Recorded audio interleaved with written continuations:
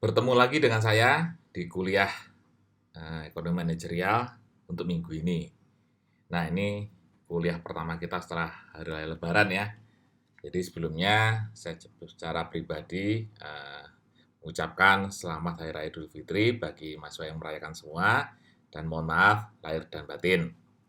Nah, kita lanjut saja untuk materi kita. Materi ini masih kelanjutan dari materi apa namanya estimasi ya, forecasting sebelum Lebaran kemarin. Nah, teknik selanjutnya yang digunakan adalah teknik smoothing teknik atau penghalus, teknik penghalus. Nah, dalam forecasting menggunakan teknik penghalus itu sebenarnya di waktu statistik 1 itu sudah kita juga sudah disampaikan gitu ya. Beberapa hal di antaranya adalah moving average dan exponential smoothing.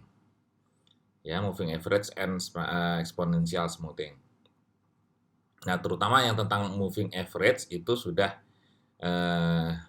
kita sampaikan di statistik 1 dan statistik 2 juga ada sebagian. Nanti tinggal kita mengulang saja gitu ya.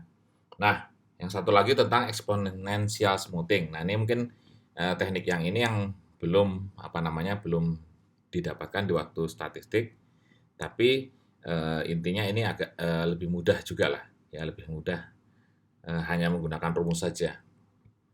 Nah, pertama ya, kita di dalam melakukan smoothing kita tidak boleh lupa atau tidak boleh meninggalkan yang namanya simpangan baku, ya atau disingkat dengan SP. Jadi untuk kedua teknik ini mau moving average maupun exponential smoothing nanti setelah dihitung maka akan dilihat nilai simpangan bakunya, ya simpangan bakunya yang dirumuskan dengan ini SP sama dengan akar dari sigma A dikurang P kuadrat dibagi dengan N, di mana N adalah jumlah kuartal peramalan atau jumlah peramalan gitu ya, jumlah data yang digunakan untuk meramal gitu ya, meramal. Nah, kita mulai langsung dengan yang moving average. Ya, jadi moving average saja. Saya langsung ambilkan contoh gitu ya.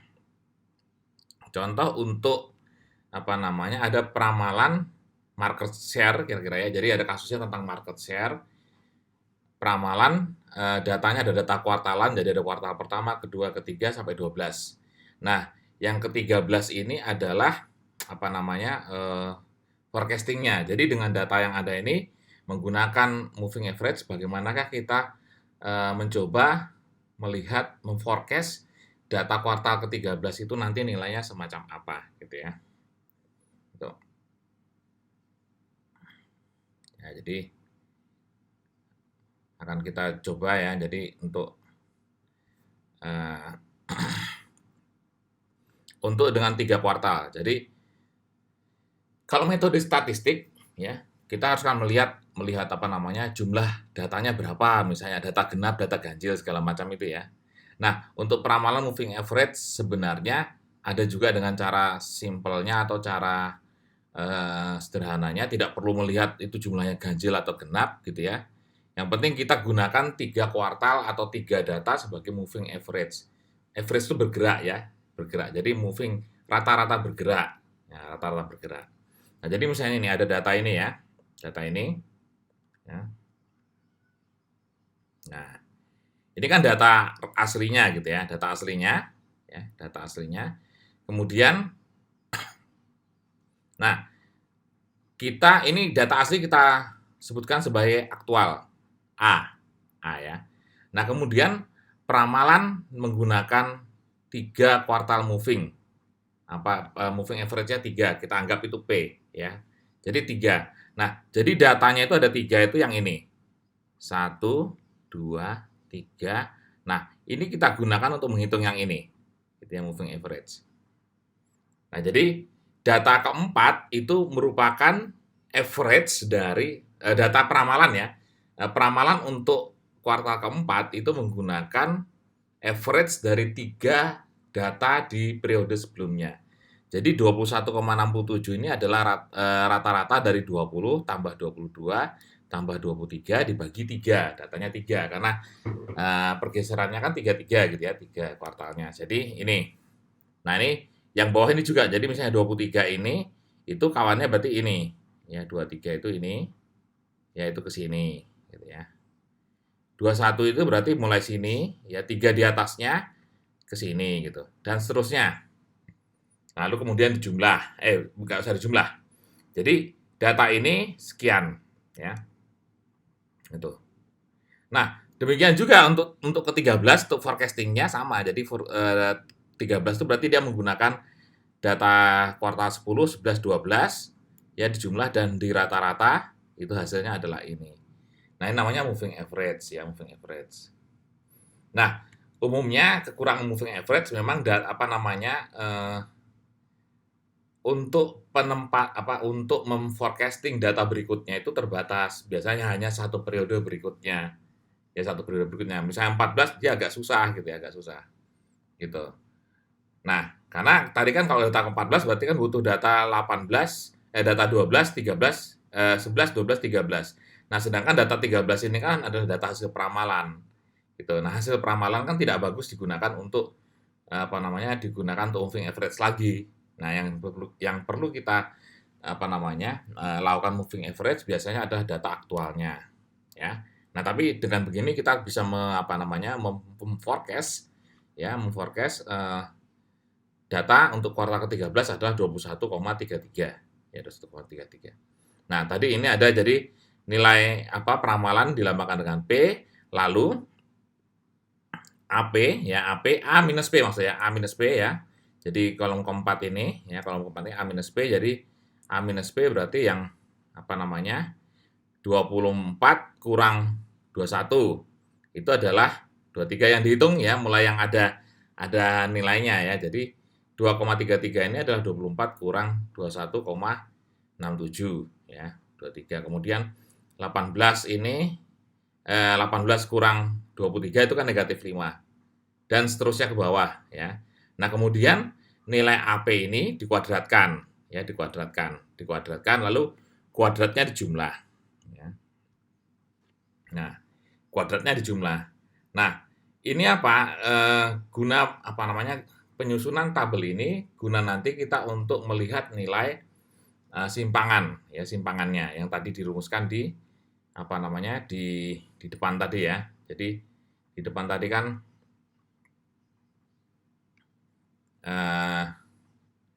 di sini ya. Itu. Nah, kita bisa lihat ada rumus tadi simpangan baku. Nah, itu nanti untuk menghitung itu ya.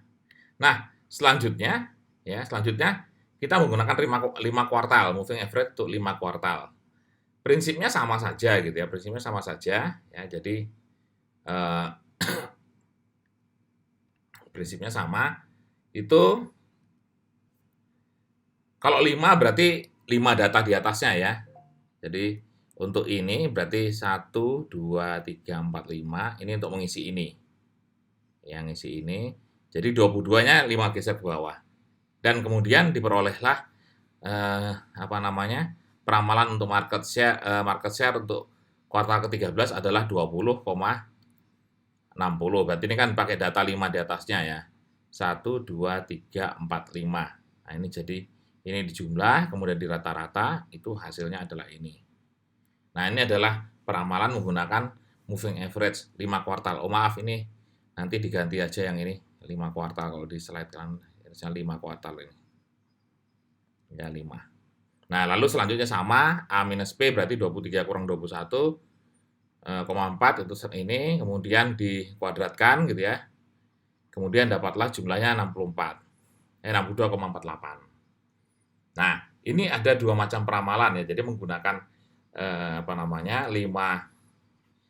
moving average dan 3 moving average.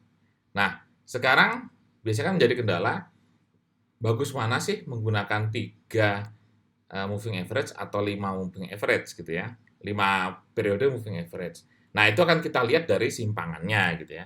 Itu akan kita lihat dari simpangannya sebenarnya. Jadi kita lihat dari simpangannya ya. Nah, ini kita lanjutkan hitungannya gitu ya. Nah, ini.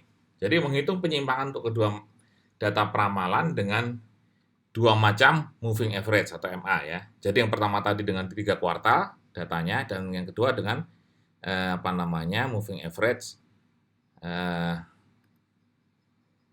kuartal. Ya, 5 kuartal ya, ini 3 kuartal. Nah, kita mau lihat rumusnya ini ya. Rumusnya ini gitu. Nah, lalu sigma A min P kuadrat itu kan yang dari tabel tadi ya, dari tabel tadi. Ini ya, 78,33 ya, masukkan ke sini dibagi dengan N. Ya, N tadi kan adalah jumlah data. Jumlah datanya ngitungnya yang ini, yang ada yang ada A min P kuadratnya atau ada nilai peramalannya adalah 1, 2, 3, 4, 5, 6, 7, 8, 9. Jadi N-nya adalah 9 ya. N-nya adalah 9 untuk 3 kuartal moving average. Jadi akar 78,33 dibagi 9 adalah 2,95. Nah, ini simpangan ya, simpangannya untuk 3 kuartal moving average. Nah, yang kedua dengan 5 kuartal moving average, kita lihat datanya ini ya. Jumlahnya kan ada 62,48, tapi N-nya berapa? N-nya adalah 1, 2, 3, 4, 5, 6, 7. N-nya cuma 7. Jadi menghitung simpangannya adalah 62, akar 62,48 per 7 sama dengan 2,99. Nah, jadi dari nilai simpangan ini, kita ingat kalau statistika, simpangan yang bagus adalah simpangan yang kecil kan.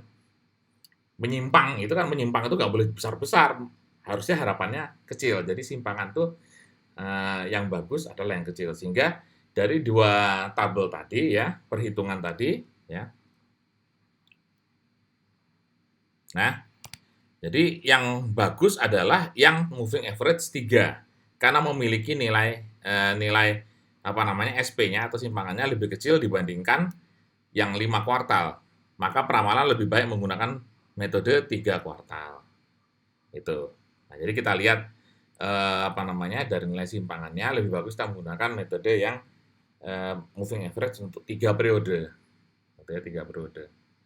Nah, memang kalau namanya 3 periode itu kalau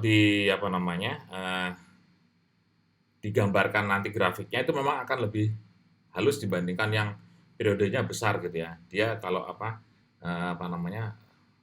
patahannya itu lebih banyak terlihat atau lebih ketara terlihat pada moving average yang average time-nya itu lebih banyak dibandingkan yang lebih halus gitu ya, lebih halus. Gitu. Ya, jadi itu ya. Nah, ini untuk metode yang moving average ya, moving average-nya. Jadi kalian sudah sudah mulai gitu ternyata moving average ya. Gitu. Jadi kalau ini nanti kalian tinggal taruh misalnya 3 periode, berarti itu untuk yang di bawahnya, untuk yang keempat gitu. Tidak perlu untuk ini jumlah datanya ganjil atau genap, atau tidak perlu kalian terlalu risaukan. Nah, selanjutnya exponential smoothing ya, exponential smoothing. Nah, ini mungkin istilah yang agak baru gitu ya, gitu. Nah, tapi dia tadi saya katakan menggunakan rumus gitu ya, menggunakan rumusan yang semacam ini, yang ini maksudnya. Rumus ini nanti gitu untuk menghitung tabelnya. Jadi tetap juga menggunakan tabel, tapi nanti menghitungnya menggunakan ini, yang menggunakan rumusan ini. Gitu. Nah, peramalan ini dilakukan dengan memberikan bobot yang berbeda pada observasi. Jadi kita akan memberikan bobot berbeda pada observasi. Nah, exponential smoothing adalah peramalan periode T plus 1. Jadi, peramalan untuk T plus 1, jadi kalau sekarang T, waktu sekarang itu misalnya ini hari apa nih? Hari Jumat ya. Sabtu itu adalah T plus 1, jadi gitu. Jadi, periode berikutnya, misalnya bulan sekarang Januari, berarti T plus 1-nya adalah Februari ya. Sekarang Mei, berarti T plus 1-nya adalah Juni. Nah, exponential smoothing adalah peramalan periode T plus 1 sebagai rata-rata tertimbang dari seri waktu pada periode T. Jadi pada periode T. Nilai seri waktu itu dilambangkan dengan AT, diberi bobot W antara 0 sampai 1. Dan untuk periode T yaitu FT, periode saat itu ya, bukan yang untuk meramalkan besoknya, itu diberi bobot 1 minus W ya. 1 minus W. Jadi bobotnya 1 min W. Kalau yang tadi antara 0 dan 1 ya. 0 dan 1, kalau yang ini adalah 1 minus W. Semakin besar nilai W, semakin besar bobot yang diberikan pada seri waktu T. Nah, dengan demikian peramalan seri waktu pada T plus 1 ya adalah rumusnya adalah ini gitu ya. Jadi kalau kita untuk merumuskan nilai di berikutnya atau peramalan T plus 1-nya, rumusnya ini. W-nya adalah bobotnya, AT itu adalah nilai pada saat T nggak salah ya. Dan FT itu nilai peramalan, ya nilai peramalannya. Nah, paling enak kita buat, kita lihat contohnya gitu ya, contohnya. Nah, di tabel ini ada dua macam bobot peramalan gitu ya. Bobot peramalan. Yang pertama adalah yang 0,3 ya. Dan yang kedua adalah 0,5. Nah, jadi penelitiannya, observasinya diberi bobot, ada yang diberi bobot 0,3 dan diberi bobot 0,5 untuk data yang sama. Jadi data ini sama ya, aktualnya ini sama gitu ya. Cuma nanti ada peramalan dengan W sama dengan 0,3 atau bobotnya, dan yang satu lagi adalah peramalan dengan W 0,5 diberi bobot yang lebih besar gitu ya, lebih besar. Oke. Nah, selanjutnya gitu ya. Selanjutnya ini datanya sama. Nah, menghitung nilai peramalan ini itu menggunakan rumus tadi, ya rumus yang tadi itu yang sebelumnya. Yang di sini tadi ya, gitu. FT plus 1 sama dengan W ini bobot AT 1 min W FT gitu ya. Nah, itu rumusnya. Jadi rumus itu yang digunakan untuk peramalan ini, ya peramalan ini. Nah, karena tadi kan peramalan itu kan adalah untuk peramalan periode berikutnya ya, periode berikutnya. Jadi misalnya ini T ya. Nah, maka yang ini adalah T plus 1 gitu ya. Nah, jadi data T ini digunakan untuk meramal ini gitu ya. Gitu, meramal ini. Kemudian yang ini jadi T lagi. Nah, yang ini jadi T lagi, yang ini jadi T plus 1 lagi gitu. Dan seterusnya. Nah, untuk pertama pastikan kita belum punya data ini, data untuk peramalan untuk yang T, untuk yang periode T. Maka diambillah nilai 21,0 ini adalah rata-rata dari seluruh nilai aktual. Jadi nilai aktual ini dijumlahkan semua gitu ya. Kemudian di rata-rata, berarti dijumlahkan dibagi 12 ya. Dapatlah 21,0. Ya, 21,0 di rata-rata. Nah, oke. Nah, selanjutnya baru untuk menghitung yang 20,7 ini, tadi kan kita berikan bobot peramalannya adalah W sama dengan 3, ya berarti nanti misalnya FT plus, saya cari yang tempat Kak Lowong ya. Jadi untuk FT plus 1 ya, itu FT tulisannya mana ya, sini. Oh, saya kasih kanan aja.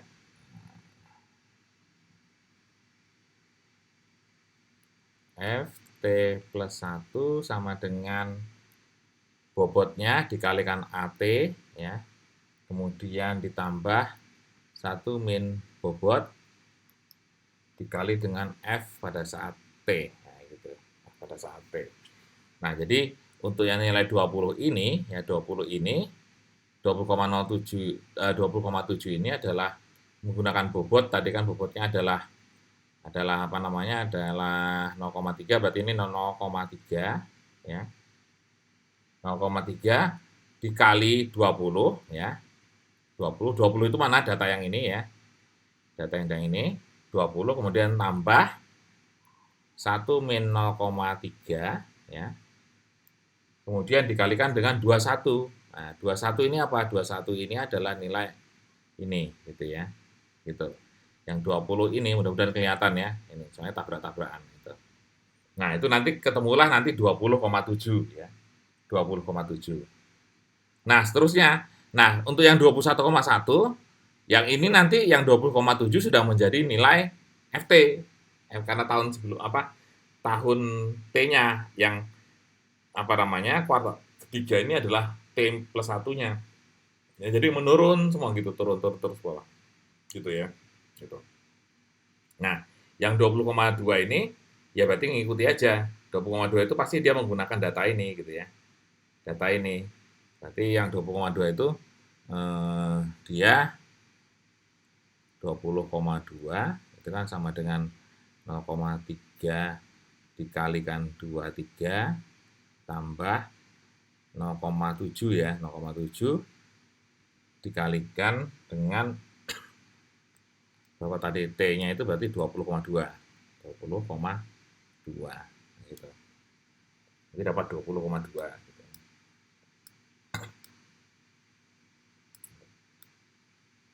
Nah, jadi semacam itulah ya. Nanti kalian bisa cek aja dan seterusnya. Nah, ini untuk peramalan dengan W bobotnya 0,3. Nah, kemudian bobot 0,5 yang ini 0,5 ini ya. 0,5 ini. Nah, 0,5 ini pun sama aja. Jadi yang nilai 21 ini juga merupakan dari apa namanya? Dari aktual, nilai aktual semua di rata-rata dapat 21, yang bawah ini juga sama gitu ya, sama. Cuman dia bobotnya 0,5, berarti di sini W-nya 0,5, yang satu min W berarti tinggal 0,5 gitu ya. Tinggal 0,5. Jadi apa namanya? Itu saja bedanya, gitu. Itu saja bedanya. Kemudian menghitung, ya kemudian di masing-masing sebelah peramalan tadi dibuat lagi apa namanya? Dibuat lagi AP ini ya, sama gitu ya. Yang ini juga sama, yang ini milik 0,5, yang ini punya 0,3, yang ini punya 0,5 gitu ya. Gitu. Dan lihat ininya, jumlahnya ya. Nah, cuman ini N-nya sama dengan 12 gitu ya. Sama 12. Nah, sekarang kita ingin lihat ini, dari dua bobot ini lebih bagus mana gitu ya, lebih bagus mana.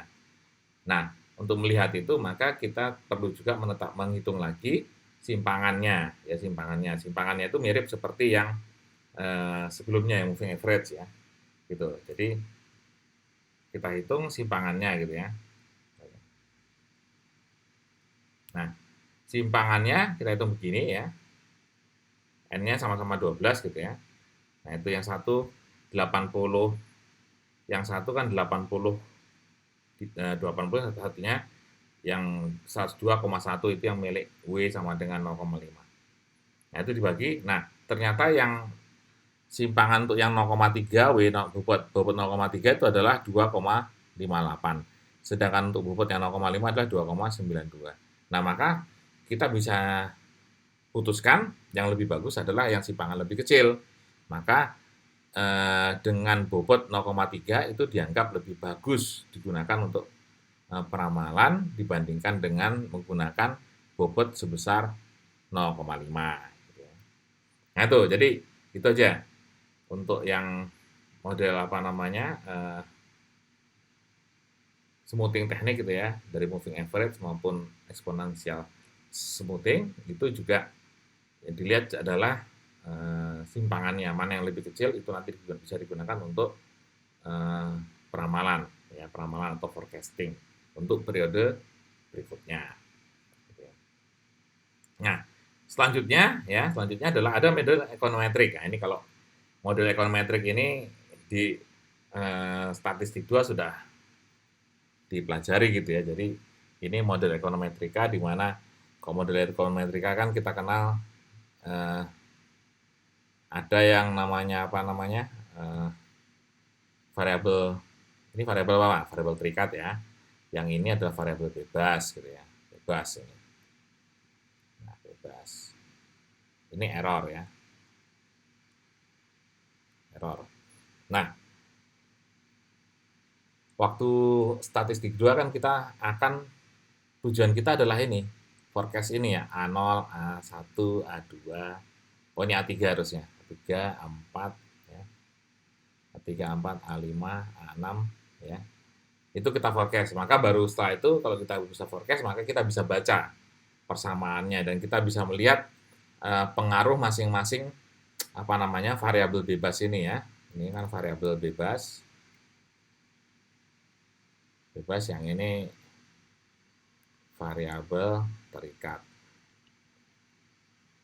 Ya, variabel terikat. Nah, kita selain itu kan juga dicari nilai R-nya, R kuadratnya, T hitung, F hitung gitu ya, serta melakukan uji asumsi klasik apabila ingin menggunakan model ekonometrik ini sebagai persamaan atau estimator. Yang blue, ingat ya, blue. Base linear unbiased estimator. Nah itu. Kalau mau estimator yang bagus berarti kan diuji. Model kita diuji agar oh bagus nanti. Nah, tujuannya bagus itu agar apa? Dia bisa memberikan apa namanya estimasi yang tepat dan tidak menyimpang jauh, apa namanya? Standar errornya jauh atau simpangannya tidak lebar gitu, tidak lebar. Atau biar jangan meleset lah kira-kira gitu ya. Gitu. Nah, ini untuk yang persamaan tunggal. Ini kalian sudah tahu, jadi saya tidak akan berpanjang lebar untuk yang ini gitu ya. Gitu. Karena untuk ekonometrika sebenarnya kita sudah, cuma saya ulang bahwa memang model ekonometrika itu digunakan juga untuk forecasting ya, untuk forecasting. Gitu. Nah, selanjutnya adalah yang ini persamaan simultan. Nah, model persamaan simultan. Nah, kalau model persamaan tunggal tadi kita mengenal ada variabel bebas dan variabel terikat, maka pada model persamaan simultan variabel bebas di suatu persamaan bisa menjadi variabel terikat di persamaan lainnya atau sebaliknya, gitu, sebaliknya. Jadi variabelnya itu bisa bolak-balik dan itu umum terjadi apabila untuk persamaan ekonomi makro.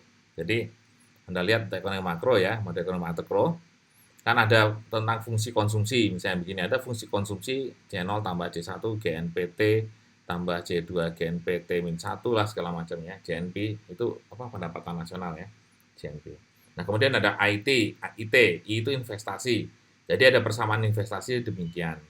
Nah, kemudian ada GNP sama dengan CTI-nya.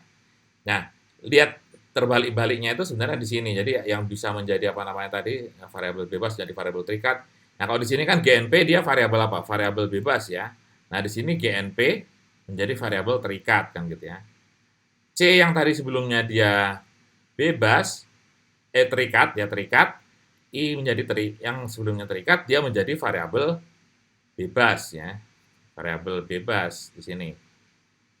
Variabel bebas. Nah, jadi simultan itu semacam itu sebenarnya. Dia bisa terbolak-balik ya, atau bisa berubah menjadi dari variabel bebas menjadi variabel terikat, dan dari variabel terikat menjadi variabel bebas untuk persamaan lainnya gitu ya. Dan itu sering terjadi pada model ekonomi makro. Oke, ya jadi itu tentang teknik apa namanya forecasting ya, teknik forecasting yang paling banyak digunakan ya untuk kita memforecast apa namanya data di masa depan ya. Jadi ingat di minggu lalu dari pertemuan sebelumnya kan tujuannya apa gitu ya, sehingga kita bisa menggunakan teknik, nggak perlu semuanya digunakan gitu ya. Mana yang paling cocok aja kira-kira gitu ya, yang akan kalian gunakan nanti misalnya untuk penelitian atau skripsi.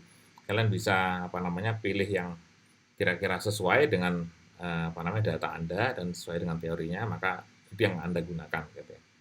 Kalau untuk bantuan software kan sudah banyak, SPSS misalnya bisa membantu Anda untuk membuat forecast, maupun moving average pun bisa di sana. Ya, jadi tidak usah khawatir, tidak usah khawatir untuk itu semua. Oke, baiklah. Jadi itu saja kuliah kita kali ini ya, dan silakan dipelajari ya. Dan ingat selalu jaga kesehatan selalu ya, karena kita juga belum bisa bertemu secara langsung, tetap jaga kesehatan dan sampai jumpa lagi.